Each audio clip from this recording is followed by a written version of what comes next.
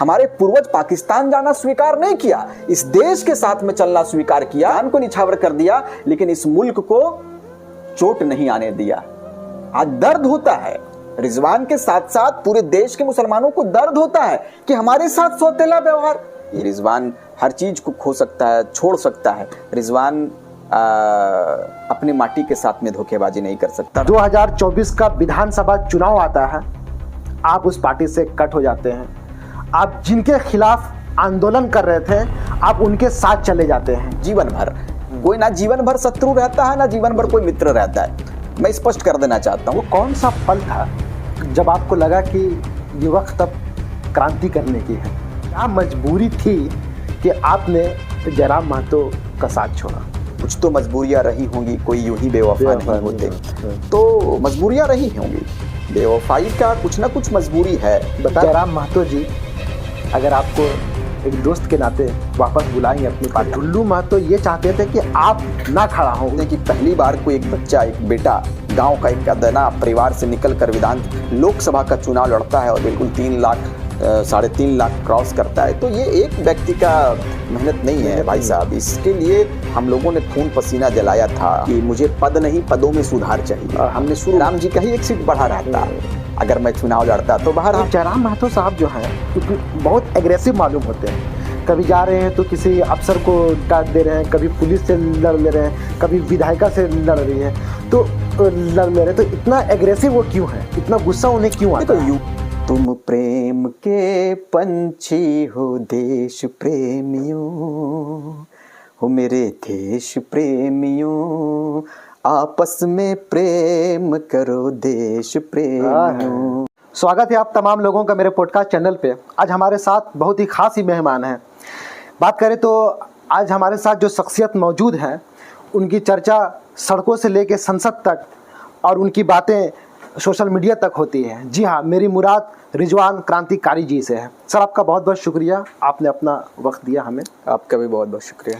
जैसे कि सर अभी हम आपके पास आ रहे थे और मैंने देखा कि बहुत ही साधारण ट्राउज़र और कुर्ता पहन के एकदम इत्मीनान से आप आए, तो बहुत व्यवस्था आपके पास नहीं है जेएमएम के इतने बड़े आप पद पे हैं।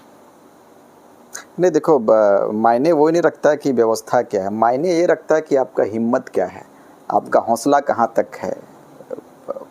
बहुत सारी असुविधाओं के बावजूद भी बहुत देश के महान जो शख्सियत रहे हैं उनके पूरे जीवनी को यदि आप पढ़ोगे तो पता चलेगा कि आप चाहे फिर महात्मा गांधी साहब की बात कर लें या फिर सुभाष चंद्र साहब की बात कर लें, जितने भी योद्धाओं की बात करेंगे तो उस वक्त के ज़माने में बहुत सारी सुविधाएं नहीं होने के बावजूद भी स्वतंत्रता सेनानी के लिस्ट में उन नाम आया और बड़े काम को उन्होंने अंजाम दिया उस वक्त के। तो मायने ये नहीं रखता है कि आप सुविधाओं से लेस हैं तभी लीडर कहलाएंगे।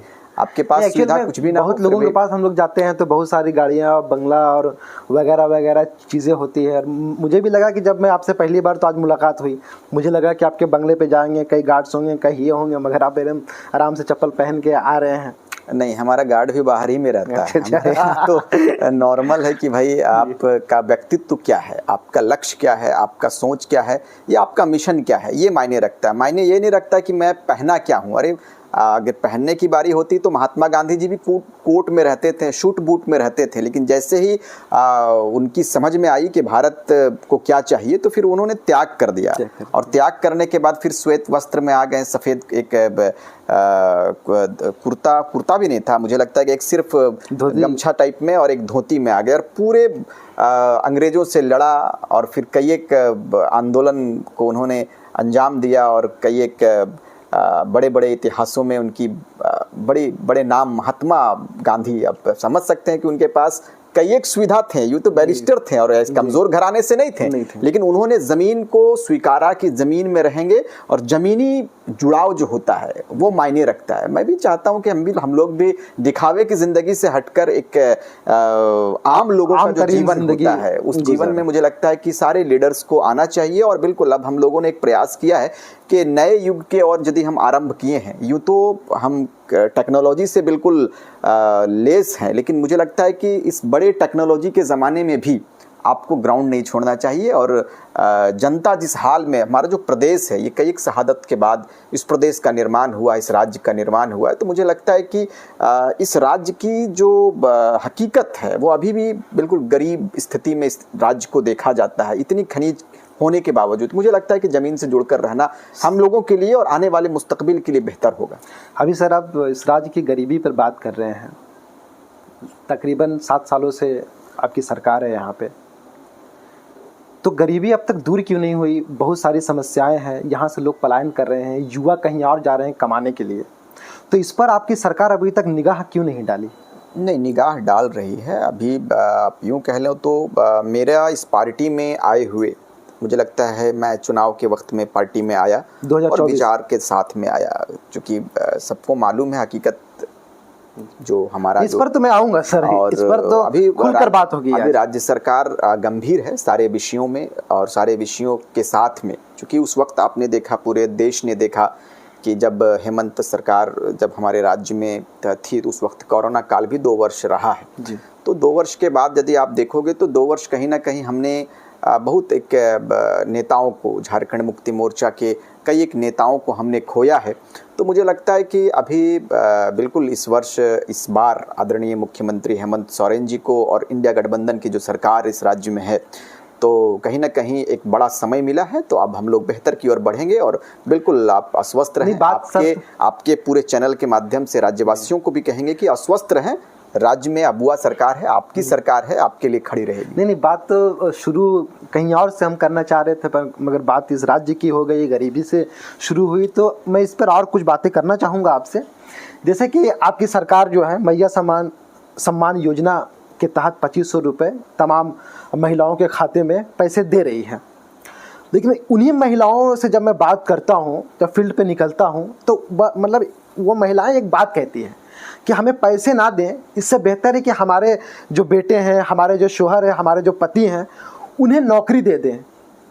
इस पर आपकी सरकार निगाह क्यों नहीं डालती? नहीं, देखो, रोजगार के क्षेत्र में पहल है और आपने देखा है कि अभी स्विट्जरलैंड गए हुए हमारे विदेशी दौरे पर हैं तो आदरणीय मुख्यमंत्री महोदय और उनकी धर्मपत्नी आदरणीय कल्पना मुर्मू सोरेन जी भी गई हुई हैं, विदेश के दौरे पर हैं।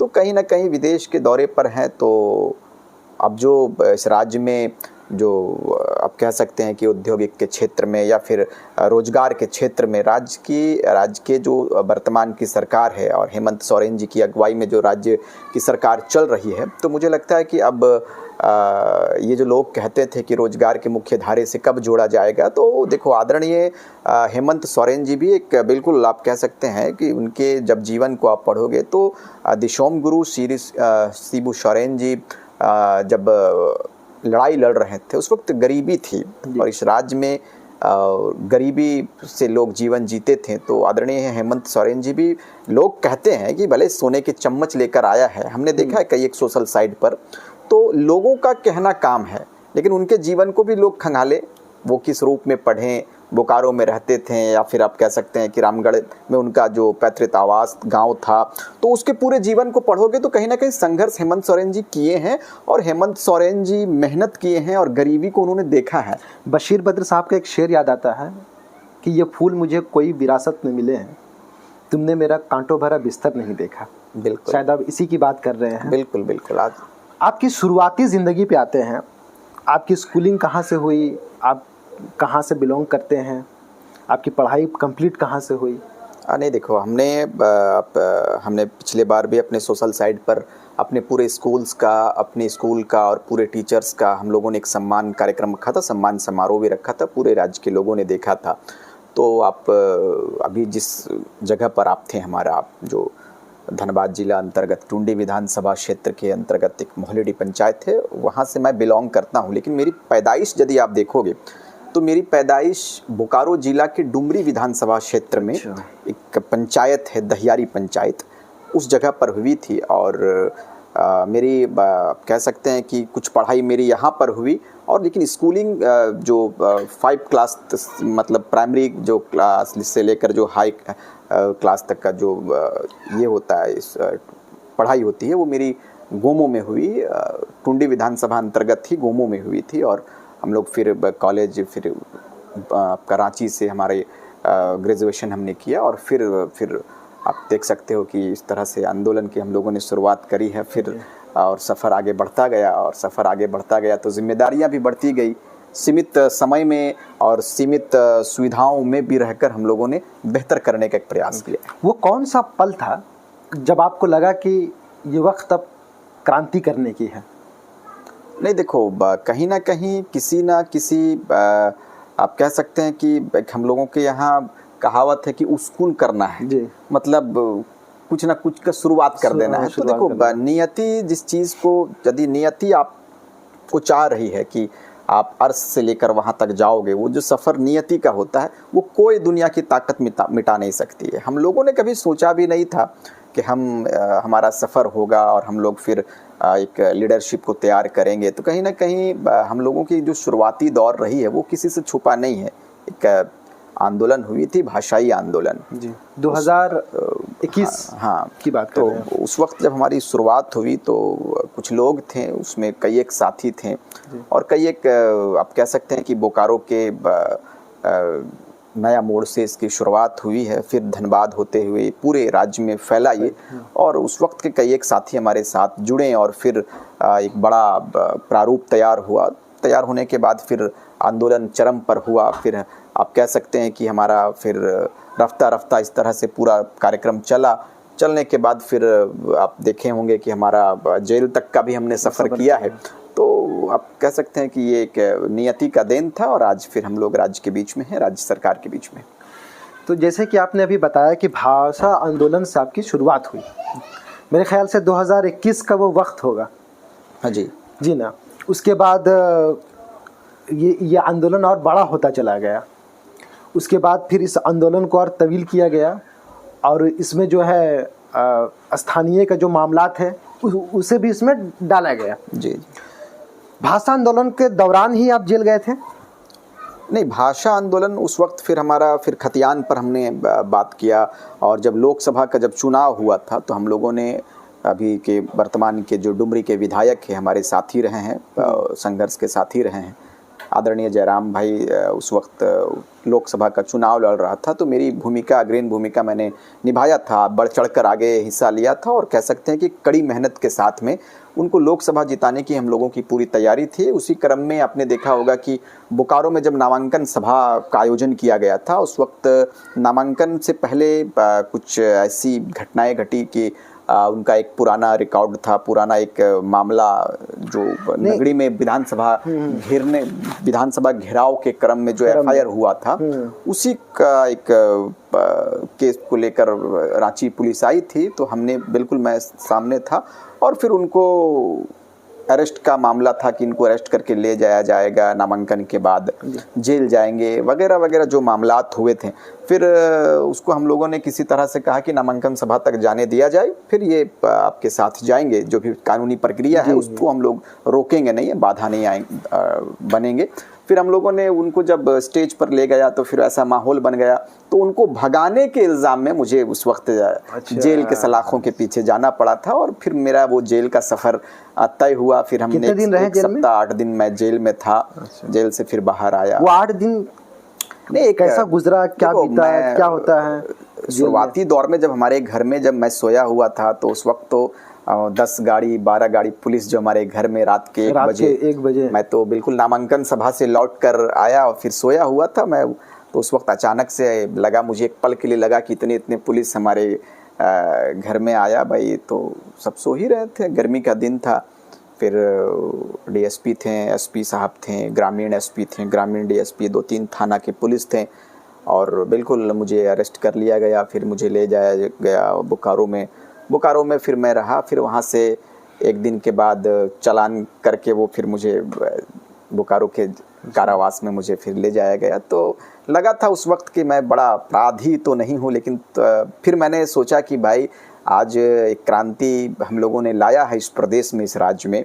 तो मुझे लगता है कि जेल का सफ़र भी एक उसका भाग है और कई एक नेताओं का एक ऐसा इतिहास रहा है कि उन्होंने जेल का सफ़र किया। महात्मा गांधी, भगत सिंह, बिरसा मुंडा, मौलाना अबुल कलाम आज़ाद, अशफाक उल्लाह खान, ये बड़े बड़े तमाम लोग हमारे उलमा जितने भी हमारे उस वक्त के जंग आज़ादी में जो अपनी अग्रणी भूमिका दे रहे थे मौलाना, कई एक मौलाना का इतिहास पढ़ा है, तो उन्होंने भी जेल गया और जेल का सफ़र तय किया। तो मुझे भी लगा कि चलो भाई, आज मैं जेल आया हूँ तो कहीं ना कहीं ऊपर वाले की मर्ज़ी है कि मैं जेल का जो उस वक्त का जो माहौल होता है क्या होता है, तो उससे भी मुझे रूबरू ऊपर वाले ने कराया। और बिल्कुल एक आप कह सकते हैं कि मिट्टी को जितना पकाया जाता है उतना बेहतर होता है, लोहे को जितना पकाया जाता है उतना बेहतर होता है। तो मुझे भी पकने का अवसर मिला और फिर रफ्ता रफ्ता यूं ही सफ़र चलता गया।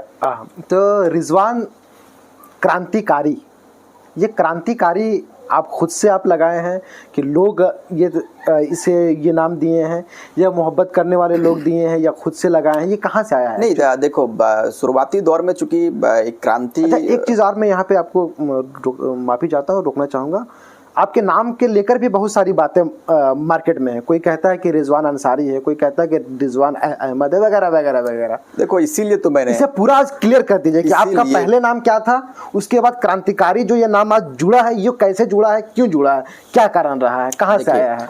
मैंने इसी मेथड को दूर करने के लिए, ये माहौल को हटाने के लिए कि लोगों ने अपने नाम के आगे एक उससा एक लगने लगा है कि वो किसी जाति, विशेष जाति से, विशेष कास्ट से बिलोंग करता है। अच्छा। तो मेरा एक मानना था कि ठीक है, आप मुस्लिम हो, हिंदू हो, क्रिश्चियन हो, वो ठीक है, वो भाग ठीक है कि मैं मुस्लिम हूं तो मुस्लिम हूं।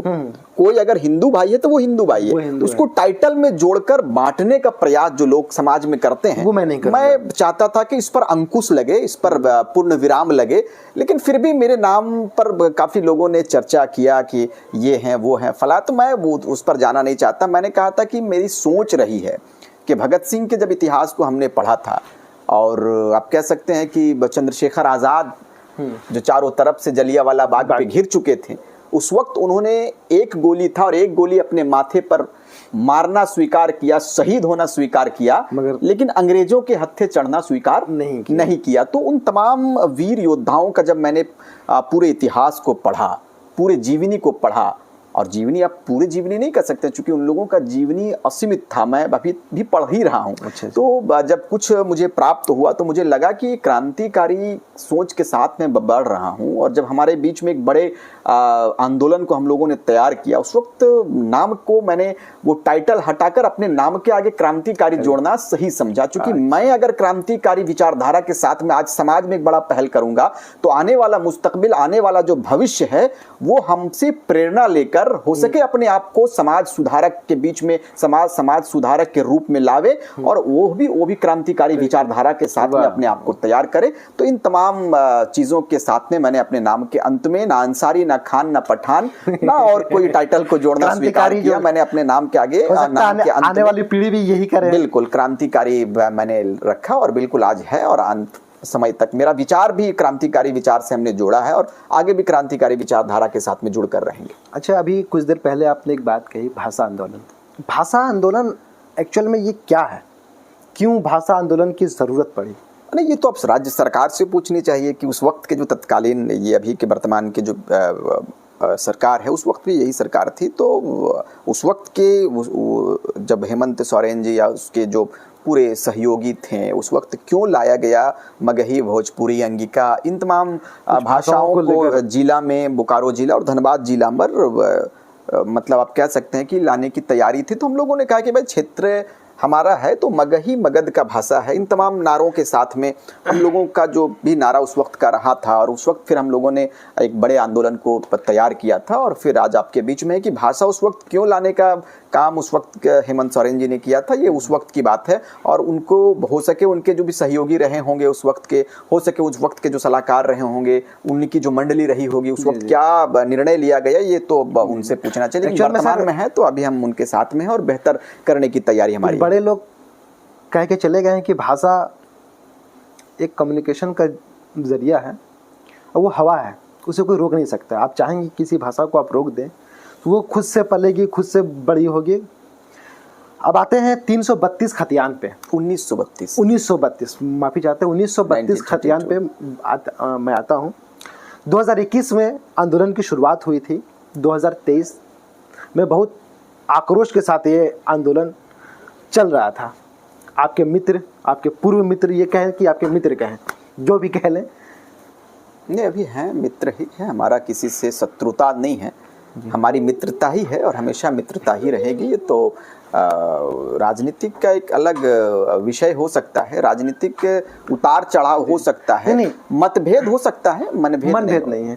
1932 खतियान को लेकर जो आंदोलन, भारी आंदोलन हो रही थी, उसके बाद आप लोग कंधे से कंधा मिलाकर चल रहे थे।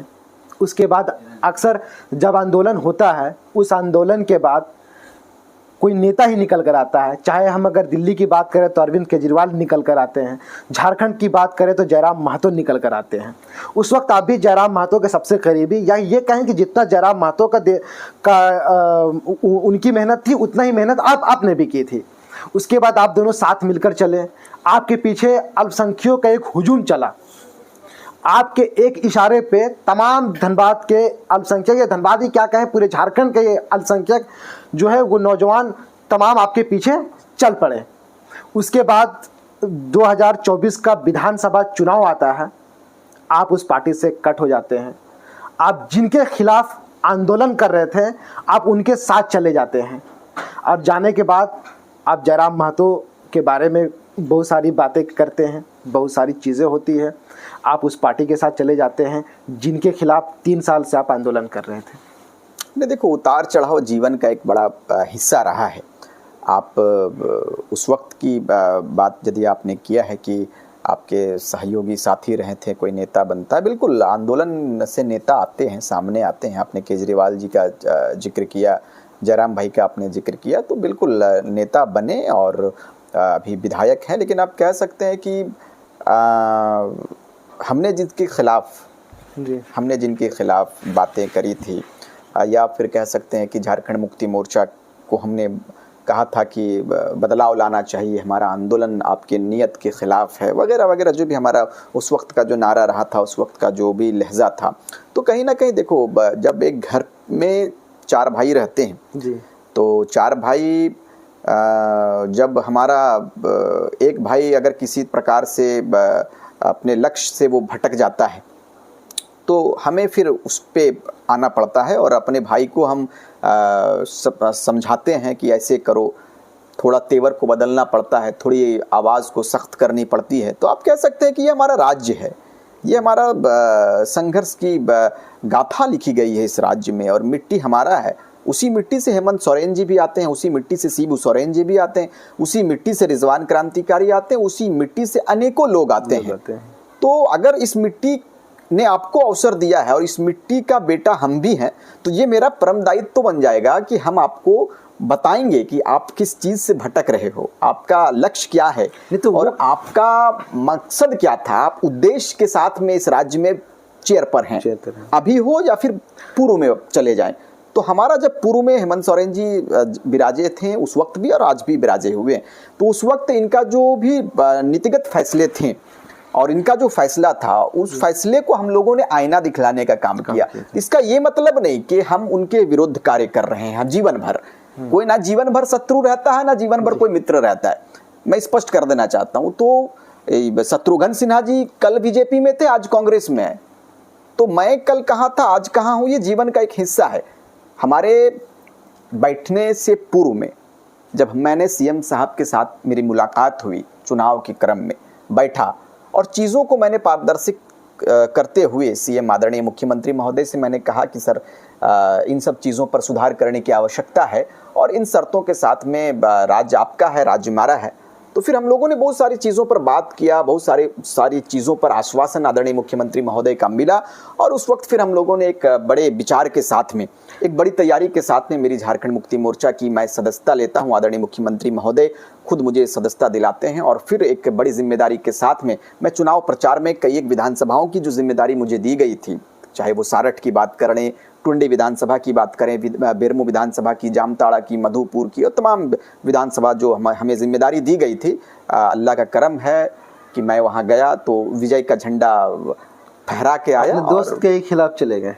नहीं, उस वक्त देखो, एक फैसले होते हैं, या दोस्त हो या घर हो, अगर घर वाले आपके साथ में गलत करते हैं तो उनको आईना दिखलाने के लिए आपको कुछ ऐसे कार्य को करना होगा जो उनके लिए सही हो। मैं तो अभी भी दावत देता हूं आपके चैनल के माध्यम से जयराम बाबू को कि आप आओ, राज्य के हित के, राज्य के कल्याणकारी। सर आपने ये तो बता दिया कि आप वहां गए, आप जेएमएम में कैसे गए, आपको मुख्यमंत्री जी खुद आपको, लेकिन सवाल ये रहा कि क्यों, वैसे क्या मजबूरी थी कि आपने जयराम महतो का साथ छोड़ा?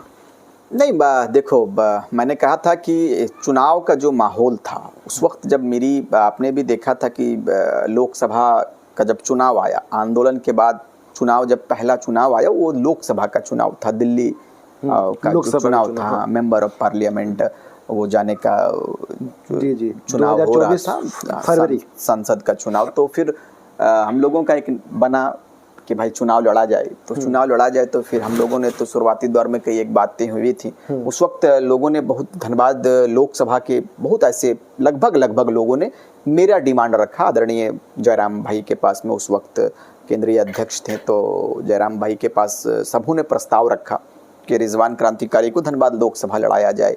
तो फिर अब इनकी क्या मकसद थी, क्या था नहीं था, फिर अंत में मुझे कहा कि आप बैठ जाइए। उस वक्त बहुत सारी बातें हुई थी, फिर विधानसभा में आपको 2 सीट दिया जाएगा, 2 सीटों पर। लोग तो कहते हैं कि ढुल्लू महतो नहीं चाहते थे कि आप खड़ा हो। जो भी हो उस वक्त खुल के बोलिए, पॉडकास्ट पे सारी बातें। नहीं, ढुल्लू महतो जी से मेरी कोई ऐसी बात नहीं थी, आपकी नहीं, मतलब लेकिन लोगों की ये चाहत थी, या फिर लोगों की चाहत को बनाया गया था किन्हीं के माध्यम से। तो राजनीतिक है, राजनीति में बहुत सारी चीजें हो सकती है। मैंने कहा कि ढुल्लू महतो ये चाहते थे कि आप ना खड़ा हो उनके पार्टी से, यहाँ से हो सकता है मैं भी, अगर मेरे आने से आपको ज्यादा पता नहीं, वैसा मैं, चूंकि मुझे बहुत ज्यादा इंटरेस्ट उतना उसमें था नहीं, चूंकि मेरा फोकस था विधानसभा। आप चुनाव नहीं लड़े वहां से, तो धनबाद नहीं, लोगों का मांग था, तो मुझे लगा कि जब जिसके लिए मैं हूं तो उनके डिमांड क्या वजह जाए।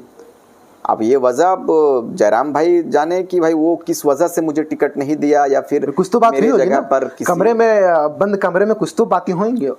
नहीं, वैसा बहुत ज्यादा चर्चाएं उस पर नहीं हुई थी उस वक्त, क्योंकि मैं हमेशा चाहता था कि जयराम भाई आगे आए और जयराम भाई को दिल्ली जाना चाहिए। मेरी सोच भी रही उस वक्त के, हमारे पेज पे जाके देखोगे कई एक सभाओं को हमने रात के 3-3 बजे तक, मैं उस वक्त रोजे के हालत में रहकर भी उनका मदद किया था, और उस वक्त एक बड़े बहुमत को हम लोगों ने प्राप्त किया था। आप कह सकते हैं कि बहुत ज़्यादा, आप कह सकते हैं कि पहली बार कोई एक बच्चा, एक बेटा गांव का एक अदना परिवार से निकलकर लोकसभा का चुनाव लड़ता है और बिल्कुल 3 लाख 3.5 लाख क्रॉस करता है। तो ये एक व्यक्ति का मेहनत नहीं है भाई साहब, इसके लिए हम लोगों ने खून पसीना जलाया था। हम लोगों, मेरी बिल्कुल, मैं निस्वार्थ भाव से, चूंकि हमें अगले को, हमारे सामने जो है, मैं उसको मित्र मानता हूं तो मित्र मानता हूं, उनके दिल पर क्या है ये नहीं मैं मानता, उनके दिल में क्या है। किसी ने कहा था, आपने कहा था कि क्या मजबूरियां रही, तो हमने कहा कि कई एक लोगों ने कहा है कि कुछ तो मजबूरियां रही होंगी, कोई यूं ही बेवफा नहीं होते। तो मजबूरियां रही होंगी, बेवफाई का कुछ ना कुछ मजबूरी है। बता दीजिए। आपने कहा कि मैं 2 विधानसभा से लड़ूंगा चुनाव, ये उनकी बोली थी। उन्होंने कहा था कि दादा आप 2 विधानसभा से चुनाव लड़ेंगे, आप एकदम अस्वस्थ रहें। तो मित्र जो कह दिया हमने मित्र माना, आपने मित्र नहीं माना, ठीक है। बीच में यदि किसी प्रकार का मेरे ऊपर क्लेम लगाया जाता है, जो भी प्रकरण वगैरह, मैं तो स्पष्ट बात करता हूँ, स्पष्टवादी हूँ, तो उस पर आपको पहले समझना चाहिए। सर उनके समर्थक कहते हैं कि ट्रैक्टर से भरी जो जो भी मैंने तो कहा है कि भाई जब आप उनसे पैसे लेते, ये उनके समर्थक कहते हैं, इसीलिए और देखो जयराम साहब जो हैं वो आपको पार्टी से बोले कि नहीं आप जा सकते हैं।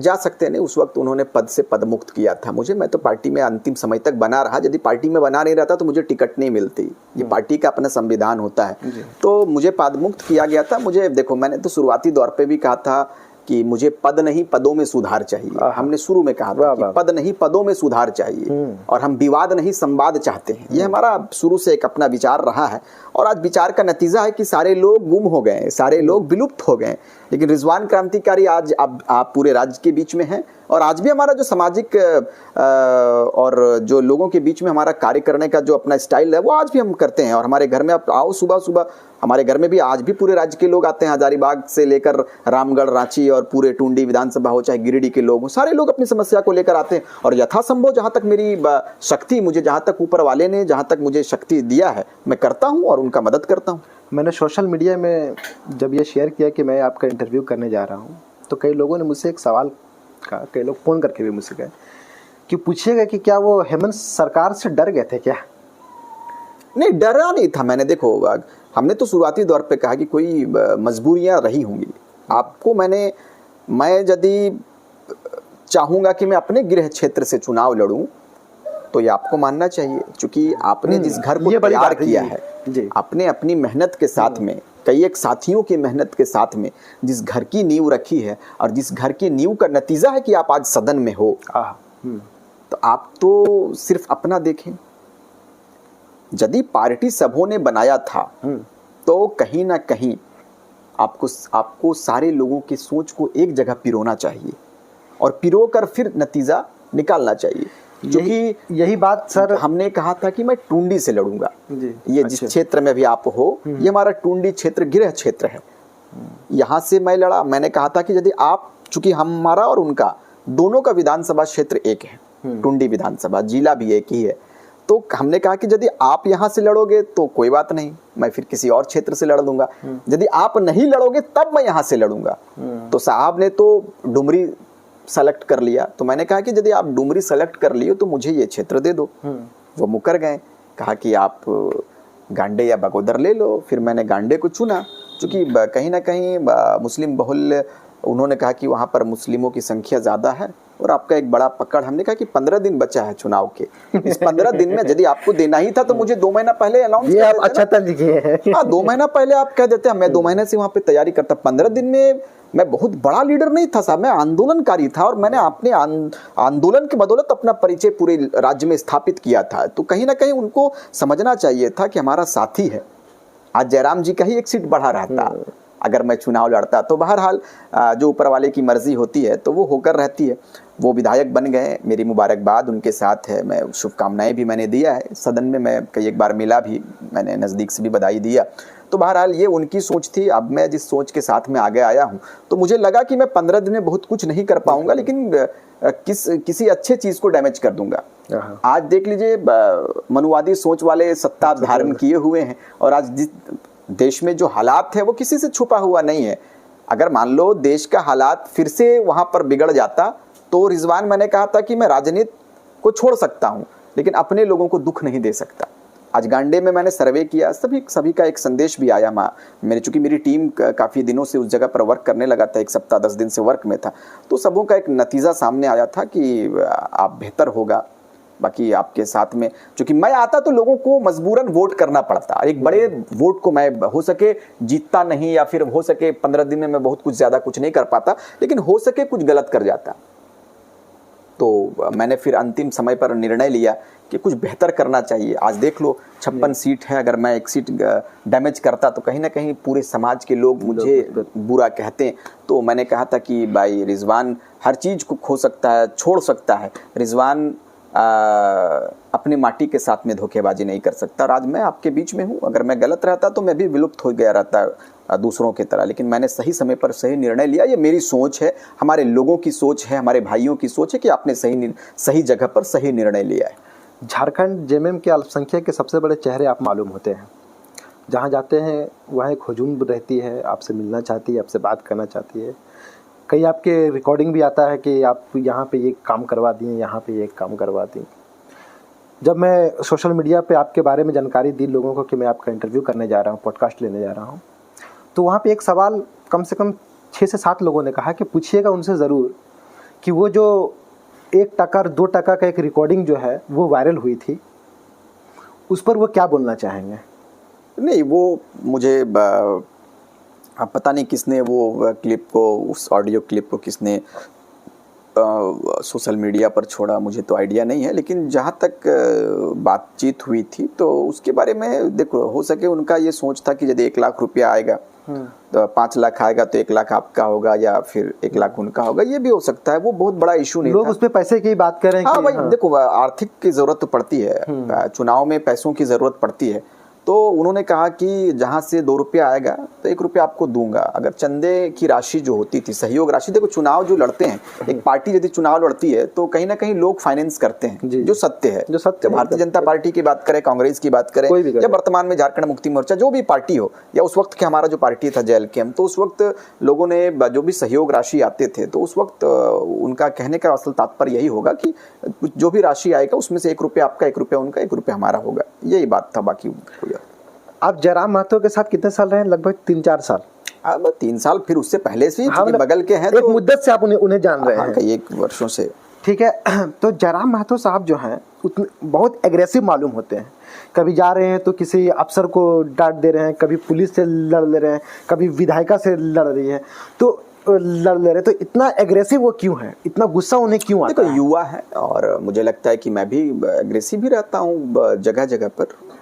मैंने कहा था भी पिछले बार कि हर जगह पे एग्रेसिव नहीं रहना चाहिए, है वो हर जगह पर रहते भी नहीं है। जहाँ पर एग्रेसिव की जरूरत होती है, जहाँ पर लोग नहीं सुनते होंगे बात, तो मुझे लगता है कि उस हिसाब से वो बात करते हैं। युवा है और ऑलरेडी युवाओं के अंदर एक तो जोश थोड़ा ज्यादा होता है, हमारे अंदर भी है। हमारी बात यदि अफसर नहीं सुनेंगे तो मैं भी गुस्सा होऊंगा, लाजमी है। सर अफसर भी तो एक पद पे है ना, ठीक है, हर एक पद की एक गरिमा होती है, सुधार करनी। कभी देखते हैं कि वो किसी मेज पे जोर से हाथ मार दिए, किसी विधायिका से वो लड़ाई कर रहे हैं, कभी किसी पुलिस कर्मचारी से वो लड़ाई कर रहे हैं। तो इतना एग्रेसिव वो शुरू से रहे हैं कि अब जाके हुए हैं?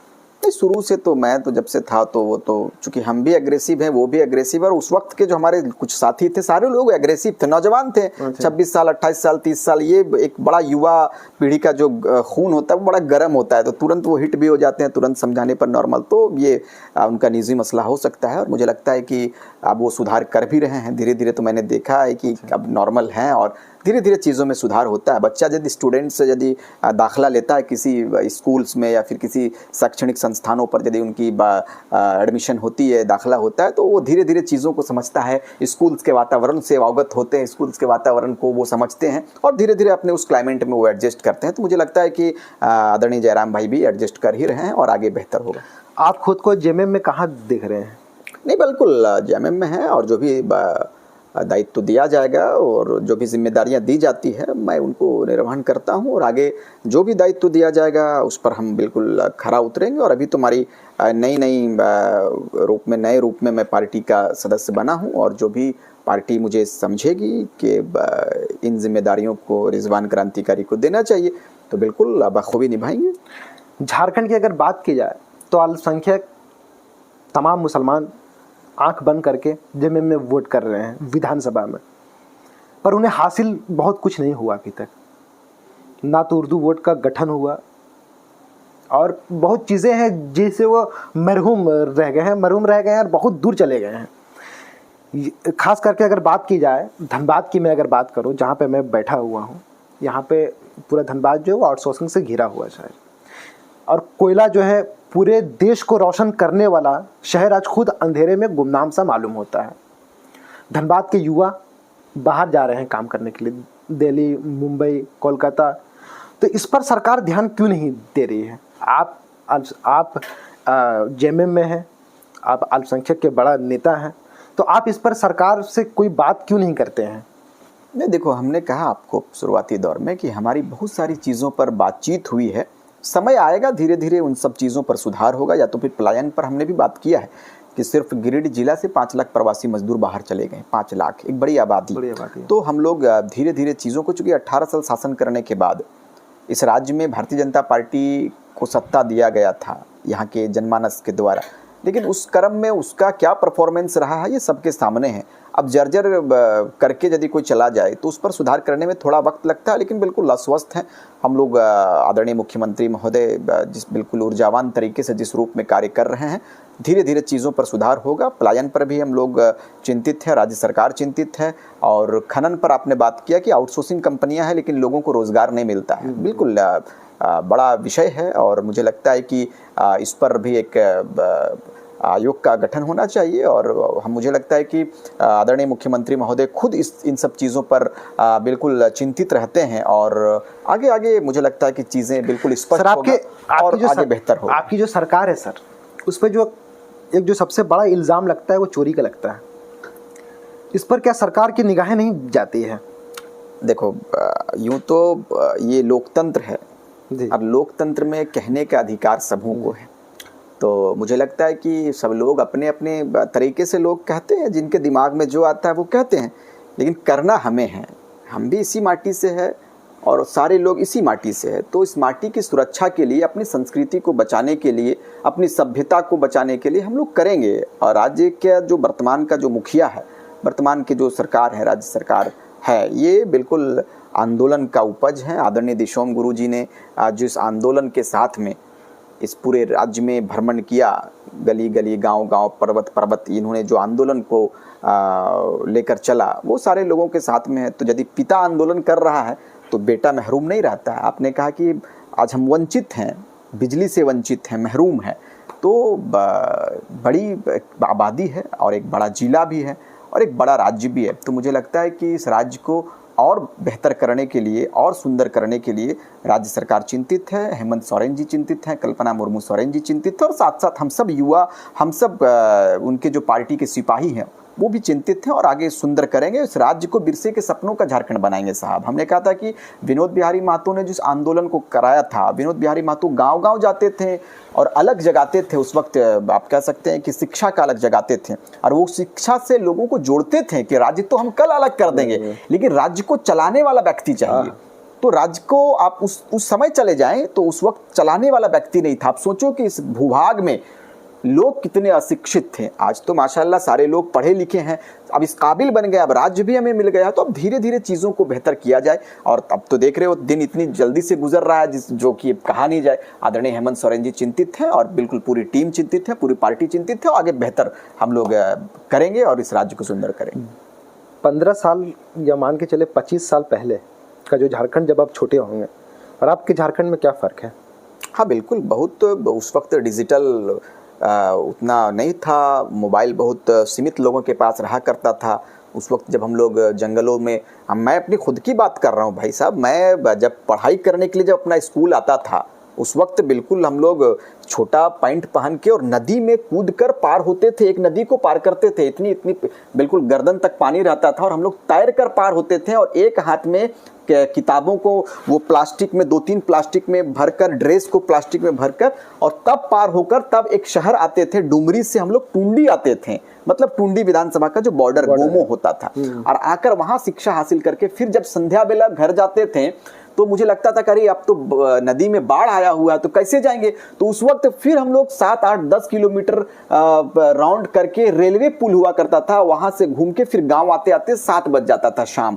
तो उस वक्त स्ट्रगल करते थे। अब तो माशाल्लाह हर जगह पुल बन गया, पुलिया बन गया, सड़कें बन गया, सुविधा से लेस हो गए। उस वक्त बहुत सारा असुविधा हम लोगों के साथ चला करता था। आज बहुत बढ़िया।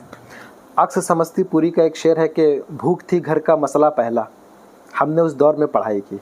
बिल्कुल। अब आते हैं झारखंड की जो सबसे जो खास बात है, यहाँ ये पूरा एक पहाड़ से घिरा हुआ ये राज्य है, टूरिज्म बहुत कम है। क्या टूरिज्म के लिए सरकार नहीं कुछ सोच रही है? नहीं, हम लोग हैं, आदरणीय सुदिव्य कुमार सोनू जी इसके मिनिस्टर हैं, मंत्री हैं।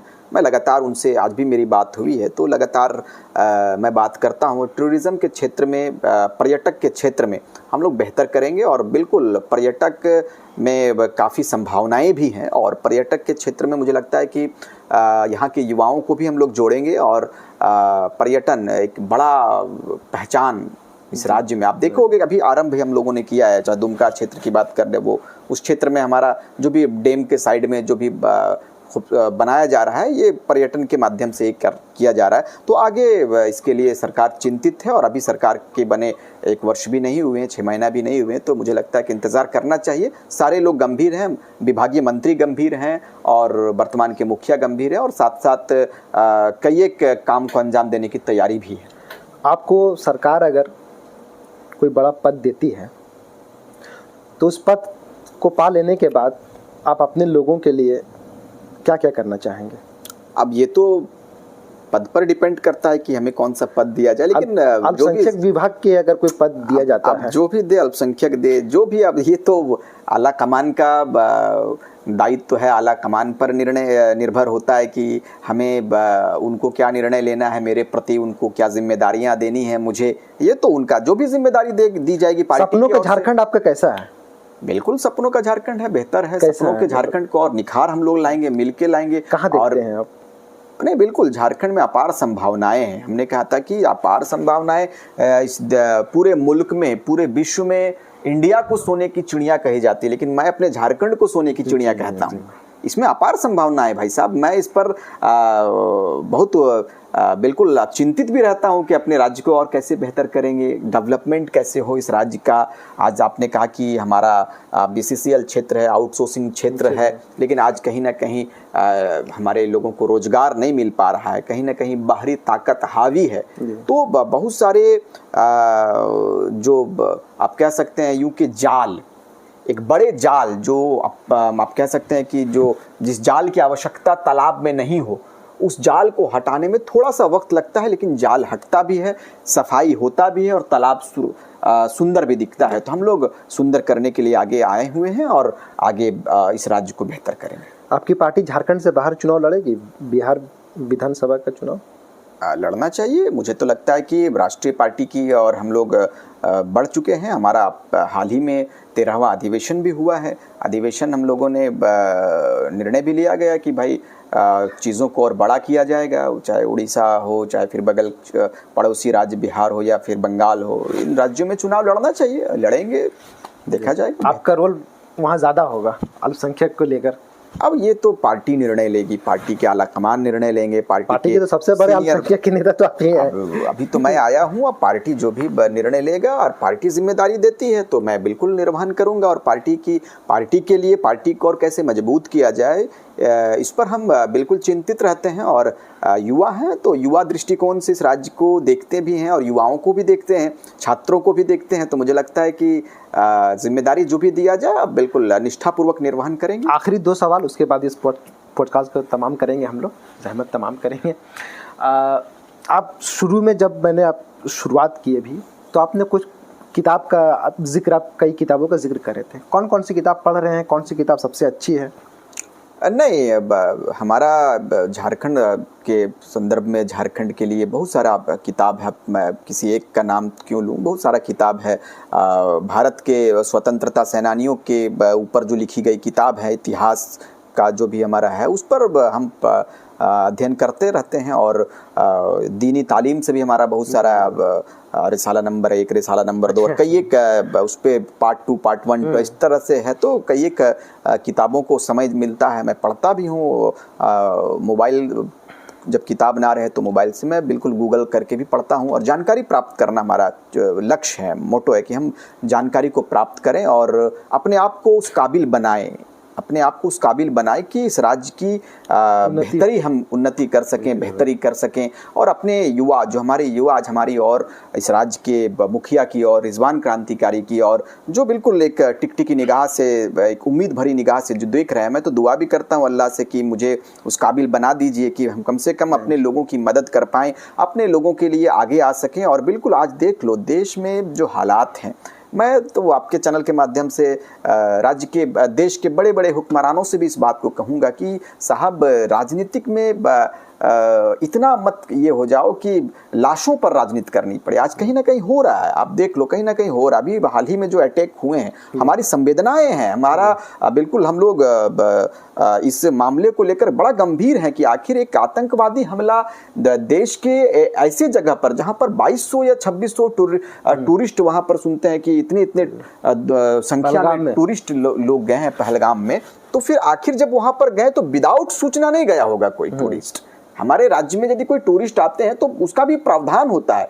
तो हमारा एक ही सवाल है कि यदि देश की सुरक्षा की जिम्मेदारी जिनको दी गई है उनसे सवाल क्यों नहीं किया जाता? इसके ट्रैक को क्यों बदला जा रहा है? हिंदू मुसलमान करके आज जो ट्रैक को बदला जा रहा है, हमारा तो इस देश के कई एक जिलों में बड़े बड़े आंदोलन के रूप में लोगों ने बिल्कुल आप कह सकते हैं कि तख्त लेकर विरोध किया है कि पाकिस्तान मुर्दाबाद। और बिल्कुल हमने कहा है कि भाई इस देश में हम रहे हैं। जिन्ना के समय की बात यदि आप करेंगे तो हमारे पूर्वज पाकिस्तान जाना स्वीकार नहीं किया, इस देश के साथ में चलना स्वीकार किया और इस देश में रहना स्वीकार किया, इस देश के लिए अपने गर्दन को कटाना स्वीकार किया, इस देश के लिए अपने खून को देना इस धरती में स्वीकार किया, लेकिन पाकिस्तान जाना स्वीकार नहीं किया। तो हमने कहा था, हमारे शायर ने कहा है कि मतलब जितना आपका है उतना हमारा भी है। तो भाई आप आप कह सकते हैं कि दोहरी नीति आप देश के अंदर चलाई जा रही है। मुसलमानों की तरफ निगाहें जो है देखो इसको दहशतगर्द कह देता है, लेकिन जो दहशतगर्द कहते हैं उनको ये भी सोचना चाहिए कि हामिद साहब भी थे जिन्होंने टैंक को उड़ा दिया था, उनके इतिहास को भी पढ़िए। ऐसे ऐसे कई एक योद्धा हैं और कई एक सैनिक रहे हैं जिन्होंने इस मातृभूमि के लिए, इस देश के लिए, इस भारत देश के लिए अपने जान को आगे करके जान को निछावर कर दिया, लेकिन इस मुल्क को चोट नहीं आने दिया। आज दर्द होता है, रिजवान के साथ साथ पूरे देश के मुसलमानों को दर्द होता है कि हमारे साथ सौतेला व्यवहार। ये देश केवल आपका नहीं है, ये देश हमारा भी है, ये संविधान हमारा भी है, ये माटी हमारा भी है, ये भारत माता हमारा भी है जितना आपका है। आप इतिहास को पढ़ना भूल गए। आज भी इंडिया गेट में चले जाइए तो वहां जो नाम लिखा हुआ है, मुझे लगता है कि अगर 100 होगा तो 100 में से 97% जो 97 नाम जो होगा वो मुसलमानों का होगा। तो आप इसको भी पकड़िए, इसको भी पकड़ना होगा। लेकिन आज दुर्भाग्य देखिए कि आज नफरत को आम किया जा रहा है और आप कह सकते हैं कि मोहब्बत को हटाया जा रहा है। लेकिन हमने कहा था, हर मंच से मैं कहता हूँ और आज भी आपके इस शो के माध्यम से कहेंगे कि भाई नफरत से देश नहीं चलता है, ना घर चलता है, ना परिवार चलता है, ना मुल्क चलता है, ना राज्य चलता है। इसके लिए मोहब्बत के बीज को बोना पड़ता है। और ये देश, अब वो समय आ गया है कि नफरत को मिटाने के लिए सिर्फ और सिर्फ मोहब्बत के पाठ को पढ़ा जाए, मोहब्बत को आम किया जाए और मोहब्बत के नगमे को गुनगुनाया जाए। और आप कह सकते हैं कि वो दौर था जब मोहम्मद रफ़ी भजन लिखा करते थे और गाया करते थे कि रघुपति राघव राजा राम सबको सम्मति दे भगवान। वो उस वक्त के नगमों को भी आप पढ़ो। देश प्रेमियों आपस में प्रेम करो था कि मेरे देश प्रेमियों आपस में प्रेम करो। तो देश को एक बांटने की तैयारी जो चल रही है, इसको बंटने ना दिया जाए। मुल्क के तमाम लोगों से भी अपील करेंगे कि ये मुल्क सबका है, जितना हिंदू का है उतना मुसलमान का है, उतना ही दलित का भी है और उतना ही हमारे सबों का, हर जाति, हर वर्ग, हर समुदाय के लोगों का ये देश है। ये मिट्टी को आइए मिलकर फिर से सुगंधित करें और फिर से किसी का शेर भी है कि न तेरा है न मेरा है, ये हिंदुस्तान सबका है। नहीं समझी गई ये बात तो नुकसान सबका है। और जो इसमें मिल गई नदियां वो दिखलाई नहीं देती, महासागर को बनाने में एहसान सबका है। वो तो हमने कहा था, वो आप तो कई एक शायरों का आप नाम कहें कि भाई आप कह सकते थे कि उस समय जब अल्लामा इकबाल ने भी कहा था कि यूनानो मिस्र रोमा सब मिट गए जहाँ से, यूनानो मिस्र रोमा सब मिट गए जहाँ से, कुछ बात है कि हस्ती मिटती नहीं हमारी, सदियों रहा है दुश्मन दौरे जमा हमारा, सारे जहाँ से अच्छा हिंदुस्तान हमारा। तो ये हिंदुस्तान सबसे, हर मुसलमानों के दिल में हिंदुस्तान है। बिल्कुल। और जब भी अरे ये वो देश है भाई साहब, ये वो देश है जिसकी और इशारा करके हमारे नबी ने उस वक्त कहा था कि उस मुल्क के जानिब से ठंडी हवा आती है। तो ये मुल्क हमारा है, हम इस मुल्क के लिए कुर्बान भी हो जाएंगे, इस मुल्क के लिए शहीद भी हो जाएंगे, तो हमें गम नहीं रहेगा। चूंकि इस मिट्टी में हम 5 वक्त नमाज पढ़ते हैं और सजदा देते हैं और इस मिट्टी को चूमते हैं, और यही हमारी पहचान है कि इस मुल्क को चूमते हैं। और मृत्यु के बाद में जब हमारी आत्मा, प्राण, जब यहाँ से रूह निकल जाता है तो हमारे शरीर को कहीं फेंका नहीं जाता, इसी मिट्टी में हम दफन होते हैं और असली हिंदुस्तानी होने का एक पैगाम देकर जाते हैं। जाते जाते आखिरी सवाल कि जयराम महतो जी अगर आपको एक दोस्त के नाते वापस बुलाएंगे अपनी पार्टी? नहीं, अभी तो फिलहाल है, हम मित्रता रहेगी, मित्रता। वो कहें कि यार रिजवान आ जाओ? नहीं, अभी तो फिलहाल आ जाओ, मुझे तुम्हारी जरूरत है, एक दोस्त को तुम्हारी जरूरत है। नहीं, जब हमने कह दिया कि झारखंड मुक्ति मोर्चा हमारा परिवार, मैंने दिल से जिस चीज को ग्रहण कर लेते हैं मैं उस पर रहता हूँ और बिल्कुल अभी हैं और नहीं जाने वाले उस पर अभी मैं कोई ना सोचे हैं ना सोचेंगे। अभी हेमंत सोरेन जी से जब मैं मिला तो मुझे रियल में लगा कि वाकई में इस बंदे के अंदर में इनके अंदर में रियल में दर्द है। हेमंत सोरेन जी के अंदर मैं बिल्कुल ऐसे, जैसे मैं आपसे बात कर रहा हूँ, जस्ट इतना ही दूरी में मैंने आदरणीय मुख्यमंत्री महोदय से 2 घंटे मुसलसल मेरी बातें हुई। उस दरमियान में कहिए, अब 2 घंटे का जो आप समझ सकते हो, जो वक्फा होता है 2 घंटे का, जो कार्यकाल होता है 2 घंटे का, जो वक्त समय होता है, वो समय कितना होगा, बड़ा समय होगा। तो उस वक्त आदरणीय मुख्यमंत्री महोदय से मेरी काफ़ी तफसील से बातचीत हुई और उस तफसील बातचीत के क्रम में मुझे लगा कि रियल में मैं अपने भाई से बात कर रहा हूँ। कहाँ था ये भाई? तो उनके अंदर दर्द है, हेमंत सोरेन जी के अंदर एक दर्द है, इस राज्य के लिए दर्द है और इस राज्य के दर्द को वो लेकर चलता है। मैं तो कहता हूँ साहब, हमेशा मैंने कहा है, एक अच्छा इंसान बनना चाहिए शाहिद भाई, एक अच्छा इंसान बन के अच्छा कार्य करना चाहिए। महात्मा गांधी नहीं है, मैंने क्या कहा था कि महात्मा गांधी नहीं है, सुभाष चंद्र बोस नहीं है, और बड़े बड़े योद्धा जो आज नहीं है हमारे बीच में, लेकिन उनकी यादें हैं, उनका जो काम है, उनका जो संघर्ष है वो है। हम कहते हैं कि कल आप चले जाएंगे, मर जाएंगे, दुनिया से मिट जाएंगे, चले जाएंगे, लेकिन अच्छा कर्म, अच्छा नाम रहेगा। किताबों में लिखा है कि life is a for one generation but a good name is for ever. ये है कि भाई एक life is a for one generation, जिंदगी एक पीढ़ी दर पीढ़ी है। ये आज है, कल खत्म हो जाएगा। हमारा दादा थे, आज हम हैं, तो पीढ़ी दर पीढ़ी खत्म हो जाएगा, but a good name is for ever. एक अच्छा नाम हमेशा। मैं झारखंड से बाहर जाता हूँ, जैसे दिल्ली में अभी गया था, तो जब झारखंड की वहाँ बात होती है वहाँ के राजनेता से, तो वो आपके बारे में कहते हैं कि वो बड़ा अच्छा बोलता है, बहुत बेबाक बोलता है, और इस दौर में इतना बेबाक होकर बोलना कहीं ना कहीं उसे कभी ना कभी खतरा महसूस होगा। नहीं, ये तो मैंने कहा है कि भाई मैं अभी जिंदा हूँ क्योंकि मैं बोल रहा हूँ। दुनिया किसी गूंगे की कहानी नहीं लिखती, किसी ने बड़ा खूब कहा है। तो ये ऊपर वाले का करम है, सबका आशीर्वाद, सबकी दुआ है कि मैं चल रहा हूं और बिल्कुल मैं बिल्कुल साफ दिल के साथ चलता हूं। और मैंने इसी को अपना एक आधार माना है, इसी को मैंने अपना हथियार माना है कि मैं बिल्कुल जो हमारा लहजा है, जिस लहजे के साथ में मैं लोगों के बीच रहता हूं, इस लहजे को कायम रखेंगे। और बिल्कुल हमारी पहचान भी है, हमारी पहचान ये है कि मैं बिल्कुल शालीनतापूर्वक बातों को रखता हूं और मुद्दों के साथ में रहता हूं, विषयों के साथ में, सब्जेक्ट्स के साथ में रहता हूं कि हमारा वर्तमान की स्थिति क्या है, इस स्थिति पर मैं बात करना बेहतर समझता हूं हमेशा।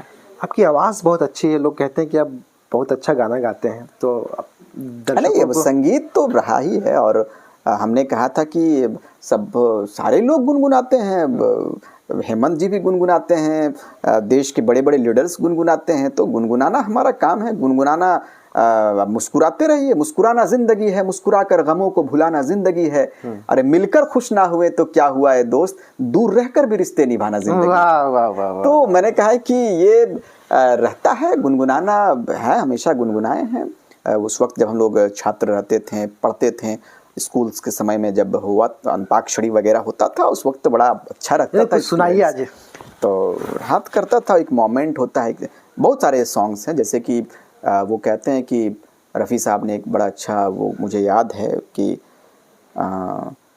नफरत की लाठी तोड़ो, लालच का खंजर फेंको, जिद के पीछे मत दौड़ो, तुम प्रेम के पंछी हो देश प्रेमियों, हो मेरे देश प्रेमियों, आपस में प्रेम करो देश प्रेमियों। नफरत की लाठी तोड़ो, लालच का खंजर फेंको, जिद के पीछे मत दौड़ो, तुम प्रेम के पंछी हो देश प्रेमियों, आपस में प्रेम करो देश प्रेमियों, मेरे देश प्रेमियों, आपस में प्रेम करो देश प्रेमियों। जहाँ में नफरतों की धूम है और अभी तक मैं पड़ा हूँ मोहब्बत में।